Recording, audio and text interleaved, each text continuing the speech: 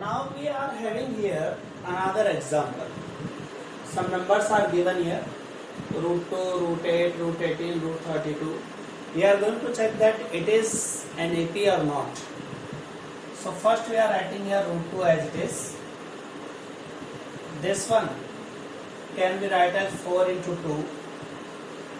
18 can be written as 9 into 2 and 16 into 2. This root 2 as it is, there is no change. The square root of 4 is 2. So that's why it can be written as 2 root 2. Here is 3 root 2 and this one is 4 root 2. Now we are having these numbers for you. This is an AP or not? This sequence is an AP or not? For that we are going to check here the difference between two consecutive terms. If the difference between two consecutive terms remains same, then this sequence is said to be arithmetic progression. D1 A2 minus A1, 2 root 2 minus root 2. So 2 root 2 minus 1 root 2, we have here root 2. Like 2x minus x, x. D2, third term minus second term. 3 root 2 minus 2 root 2. Again we are having here a root 2. And D3, A4 minus A3. The fourth term is 4 root 2 and minus 3 root 2. We get here root 2. So the difference between two consecutive terms remains same. That's why we called it an arithmetic progression. This sequence is known as AP. And now we are going to find out. These are four terms: first, second, third and fourth. Next three terms we are going to calculate here. The fifth, the sixth, the seventh term. So A5. According to formula, A plus 4D is given. So A is here root 2 plus 4 root 2. We get here 5 root 2. Shifting 5 inside the root 2. So we can write like this: 5 square 25 into 2. You will get root 50. So the fifth term of this sequence is root 50. Now A6. A plus 5t. Put the value here. Root 2 plus 5 root 2. You will get 6 root 2. Shifting 6 square inside the root. 36 into 2. Root 72. So root 72 is the sixth term of this sequence. And now the seventh. A7, according to formula, A plus 6D. Substitute the values root 2 plus 6 root 2. You will get 7 root 2. And now we are shifting 7 inside the square root sign. So 49 into 2, you will get 98. So these are the three terms of this sequence. If we are investing in money, amount, deposit in a bank, rupees 10,000 at the rate of interest 8% per annum. If we are investing this amount in the bank, then the interest is in arithmetic progression or not.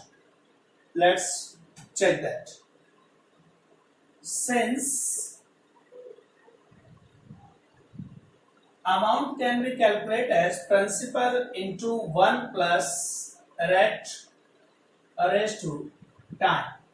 Substitute the values here. Principal is 10,000 rupees. 1 plus rate of interest is 8. If we are removing the percent sign, we write here 100. And time for first. It is first year amount.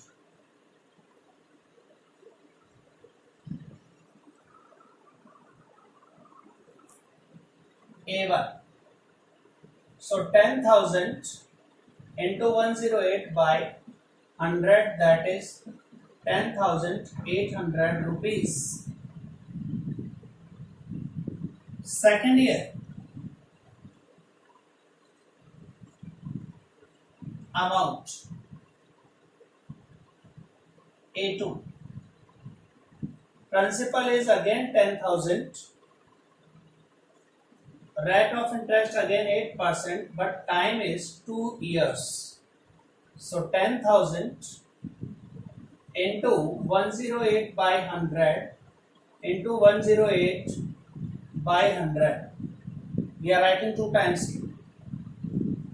So now 10,000 cancel with this 10,000. 108 multiplied by 108, you will get 11,664 rupees. So now the three terms are, first term is 10,000 investment money. First year amount is 10,800 and the second year amount is 11,664. The difference between these two terms is 800 rupees. But the difference between these two terms is 864 rupees. Both are equal? No.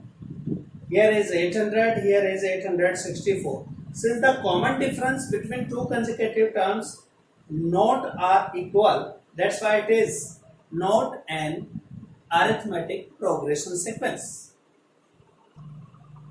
Now we are talking about arithmetic mean. Suppose if we have three terms A, B, C, these are in AP. Arithmetic progression is given here and we have to find out arithmetic mean. So to find out the middle term B, we have to add these two terms, first and third, and divide by 2. It is said to be arithmetic mean. Suppose you have 10 and 20. These are the two terms and we have to find out the arithmetic mean of these two terms 10 and 20. According to this formula, substitute the value of A is 10, C is 20 by 2, that is 30 by 2, you will get 15. So 15 is the arithmetic mean of these two terms 10 and 20. It is known as arithmetic mean for any arithmetic progression.